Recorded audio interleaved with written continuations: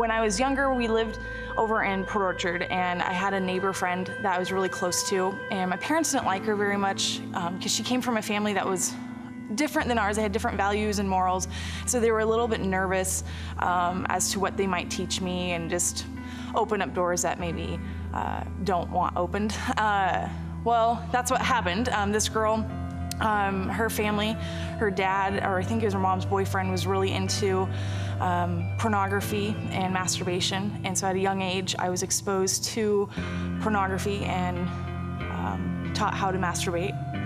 And it was a cycle that continued for probably about 15 years. And no one knew about it. It wasn't something that I openly expressed. Like I said, I mean, we were a good Christian family, and I'm sitting at home struggling with this desire, these sexual desires that were definitely awakened way before they should have been awakened in my life. And I'm unsure of where all this is coming from. And I knew how it made me feel in the moment. It made me feel great and made me feel happy. But after I would look at the pornography or masturbate, it was, those feelings of remorse and just shame and guilt and confusion. And like, why do I continue this cycle? Why do I continue this pattern? And when we moved to Sela, which is right by Yakima, that's when I finally got plugged into a church and I really got saved. Like, I wasn't just, my parents are saved, so I'm saved. Like, I really had a relationship with Jesus. And I think there's probably about 2, maybe even 3-year period where there was no struggle whatsoever. Like, nothing was going on. Things were going strong. I was really involved with my youth ministry, and I was really, I was leading. I was starting to get opportunities to speak and to do really fun things that I knew. And I knew I had a call for ministry in my life. And so I knew, as being a pastor, I'm like, okay, to be a pastor, you can't have this kind of stuff in your life. You can't be struggling with pornography and masturbation and the sexual sins and impurities. Like, okay, you've really got to get a hold on this and stop this habit and stop this pattern. And so I was good for those, 2 to 3 years. Well, then I can't remember exactly what happened, but something triggered old memories. Something triggered to come back, and it hit full force, like hit boom. And I just went spiraling downward back into that pattern of viewing pornography and masturbating, and all the while still serving at my church and still nobody knowing what's going on.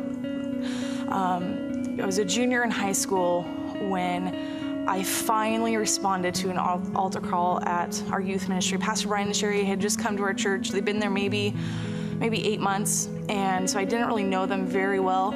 And I really knew, like, when I responded to that altar call, I knew God very specifically said to me, you have to tell somebody about this. Like, you have to be held accountable.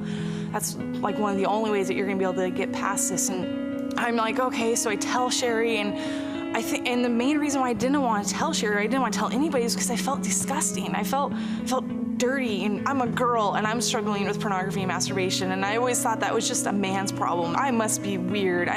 Girls don't struggle with that. I don't know any girl that struggles with what I'm struggling with. And so I go and I tell Pastor Sherry what's going on, and she was, oh man, it was like the best person I could have opened up to. She was just so encouraging and just telling me, you're not a freak, you're not weird, you're not disgusting, like, girls do struggle with this. Like, this isn't a unique problem just to you, Amy. You're not alone in this. And she gave me verses to memorize and just really encouraged me. And she would ask me those hard questions when I would see her. And it really helped to start that freedom process in my life. And it didn't happen immediately.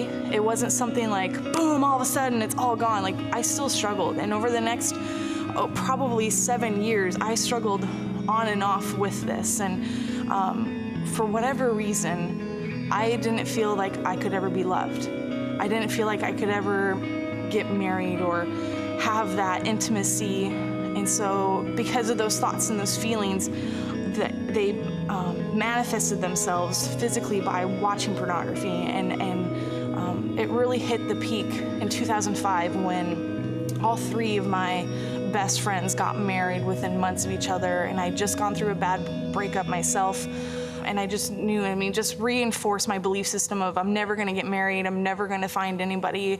And I just hit, and I just finally said, okay, God, my efforts aren't gonna get me to get this freedom that I desperately need and desperately want.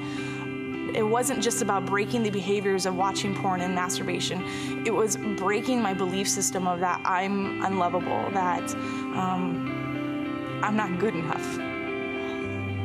Yeah, it really sucked going through the last 18 years of my life and struggling, ups and downs of struggling with pornography and masturbation and low self-esteem and just all the stuff that comes with it.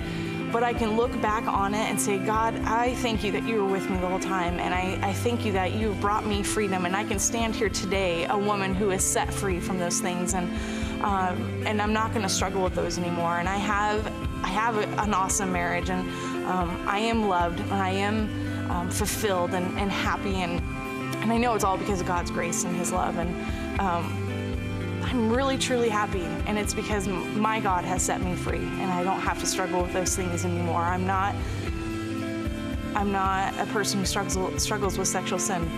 I'm a person who is whole and complete because of what God did in me. My name is Amy Howarth, and this is my freedom story.